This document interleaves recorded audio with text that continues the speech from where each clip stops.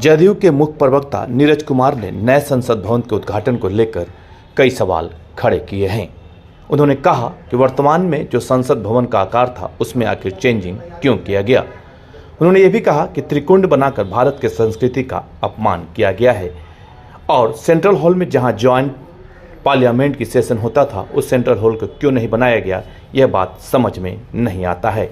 वहीं उन्होंने महामहिम राष्ट्रपति से उद्घाटन नहीं कराने के लेकर भी सवाल खड़ा किया है और उन्होंने कहा कि यह महामहिम राष्ट्रपति का अपमान है। संसद भवन है वर्तमान का, इसको जब आप देखेंगे तो ये मंदिर जैसा आपको नजर आएगा। मंदिर जैसा आकार इसमें नजर आता है, मंदिर जैसा दिखिएगा। और मैं इसको 2 मिनट में आपको विस्तार से इस पर चर्चा करना चाहता हूं। यह जो भारतीय संस्कृति हमारी है और ये मध्य प्रदेश राजस्थान के इलाके में, मुरैना के इलाके में जब आप जाएंगे तो ऐसे मंदिर आपको मिलेंगे। जो मंदिर का उस समय जब ये संसद भवन का निर्माण हो रहा था तो उस समय भारतीय इतिहास, संस्कृति और भारतीय परिस्थिति को शामिल करके इसको भारतीयता और ब्रिटिश साम्राज्य के संगम के रूप में प्रदर्शित किया गया था। ये पार्लियामेंट उस समय बना था। अभी बतावे नए संसद भवन का, नया संसद भवन का जो स्वरूप है, ये कौन सा स्वरूप है? त्रिकोण का स्वरूप है। और यह जानिए कि यह त्रिकोण का स्वरूप के पीछे एक मामला क्या है। उस समय जब यह संसद भवन बनने की बात हुई तो बेकर थे, बेकर वो त्रिकोणाकार उन्होंने डिजाइन उस समय दिया था, लेकिन उसको रिजेक्ट कर दिया गया था। कहा गया था कि नहीं, यह भारतीय डिजाइनर को इसमें शामिल करिए। अगर भारतीय वास्तुकला इसमें नहीं रहेगा, भारत की कला संस्कृति नहीं रहेगी, भारतीय सभ्यता नहीं रहेगी, तो यह मंजूर नहीं किया गया था। और उस समय लॉर्ड हैडिंग ने यह सलाह दिया था कि भवन को पूर्वी और पश्चिमी सभ्यता के संगम के रूप में प्रदर्शित करें। भवन पूरी तरह भारतीय जनमानस के अनुरूप बनाया गया था। अब चलिए इनका जब देखिए कि हिसाब किताब, तो यह डिजाइन जो वर्तमान डिजाइन है, मेरा सीधा आरोप है कि जो देश के संविधान सभा में, देश के संसदीय व्यवस्था में जिस पर लगातार विमर्श होते रहा, जिसको रिजेक्ट कर दिया गया, बेकर के डिजाइन को, उसी टाइप का डिजाइन बना करके नया संसद भवन देश को समर्पित करने की तैयारी हो रही है।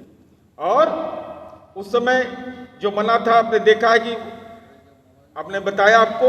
अब चलिए, जब ब्रिटिश सरकार ने संसद बनाया था तो दुनिया के कई विख्यात शिल्पकारों ने अलग अलग डिजाइन बनवाया और अंततः 2 शिल्पकारों को सेलेक्ट किया गया था। ये इतिहास के दस्तावेज है। लेकिन सवाल मोदी जी आपसे यह है कि आखिर इसमें खेल कौन सा हो रहा है? भारतीय संसद बनाने का ठेका जिसको दिया गया वह व्यक्ति है बिमल पटेल। गुजरात के मुख्यमंत्री रहते हुए उसको बड़े बड़े काम दिए गए, उसको पद्मश्री इन्होंने दे दिया। देखिए सातिराना तरीके से क्या काम किया गया। जो केवल गुजरात में, अगर ये बहुत बड़े शिल्पकार थे, वास्तुकार थे, आर्किटेक्ट थे, तो इनको देश के दूसरे राज्यों में क्यों नहीं काम मिला? क्यों काम मिला केवल जब आदरणीय नरेंद्र मोदी जी गुजरात के मुख्यमंत्री रहते हैं तब बिमल पटेल की कंपनी को काम मिलता है। जब दिल्ली इनका पदार्पण होता है तब इनका गृह प्रवेश होता है दिल्ली के काम में। ये कौन सा खेल है? नहीं तो देश के विभिन्न राज्यों के अंदर में विधानमंडल बने, बहुत सारे संस्थागत संरचनाएं बड़ी बड़ी खड़े हुए, लेकिन ये बिमल पटेल में आखिर कौन सी खासियत है कि बिमल पटेल को, जो गुजरात का रहने वाला है, उसको आपने उसकी कंपनी को काम दिया और उसको पद्मश्री भी दे दिया। पद्मश्री भी इन्होंने दिया है। और हम ये जानना चाहते हैं कि आप कहते हैं कि 800 लोगों के बैठने की व्यवस्था उसमें है। जो पुराना संसद भवन है उसमें 3 भवन है अभी वर्तमान में जो है, एक लोकसभा, एक राज्यसभा और एक सेंट्रल हॉल। सेंट्रल हॉल के बैठने की क्षमता 800, तो आपने तो 2 ही हॉल बनाया। एक लोकसभा और एक राज्यसभा। तो जो संसद का जो विशेष सत्र होता है जिसमें महामहिम राष्ट्रपति का अभिभाषण होता है, उस महामहिम के अभिभाषण में ज्वाइंट सेशन होता है, उसके लिए आपकी व्यवस्था क्या है? इस सेंट्रल हॉल को खत्म करने के पीछे आपके मन के अंदर क्या साजिश है, यह देश की जनता जानना चाहती है कि सेंट्रल हॉल क्यों नहीं बनाया गया, आखिर इसके पीछे कारण क्या है। आप यही देखिए, बिहार में जो विस्तारित भवन बना, तो एक विस्तारित हॉल बना जिसमें कि विधानसभा और विधान परिषद के सदस्यों की संख्या उसमें आराम से बैठती है। और ये कहते हैं तो भाई अगर इतनी नीयत आपकी साफ थी तो जनगणना क्यों नहीं करवाया? जनगणना क्यों नहीं हुआ अब तक? पाकिस्तान जैसा देश जनगणना करा लिया, लेकिन आदरणीय नरेंद्र मोदी का 56 इंच का सीना, कोविड की चुनौती, दुनिया में अपने आप का ढिंढोरा पीटते हैं और भारत पे सामाजिक आर्थिक जनगणना आपने नहीं कराया।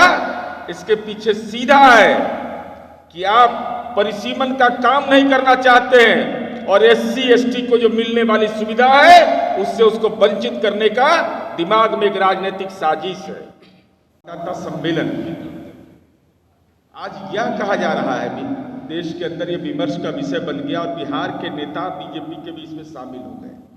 उन्होंने कहा कि आपने महामहिम राज्यपाल को बुलाया था, इतनी भी जानकारी आपको नहीं है कि महामहिम राष्ट्रपति का चुनाव होता है, वो नॉमिनेट नहीं होते हैं, वो निर्वाचित होते हैं संसद के सदस्य और साथ ही साथ विधानसभा के माननीय सदस्य वोट डालते हैं। तो आप तुलना किससे कर रहे हैं? वो तो महामहिम राज्यपाल को नॉमिनेट किया जाता है और आप तुलना कर रहे हैं महामहिम राष्ट्रपति का।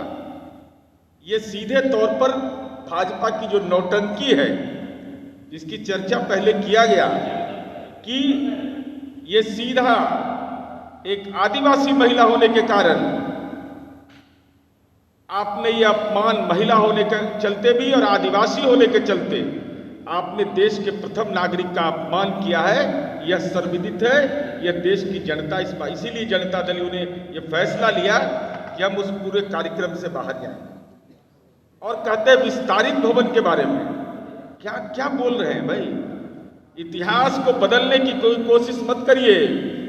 1970 में तत्कालीन राष्ट्रपति बीबी गिरी ने संसद भवन के एनेक्सी बिल्डिंग का भूमि पूजन और शिलान्यास रखा था और इंदिरा जी ने उसका उद्घाटन किया था।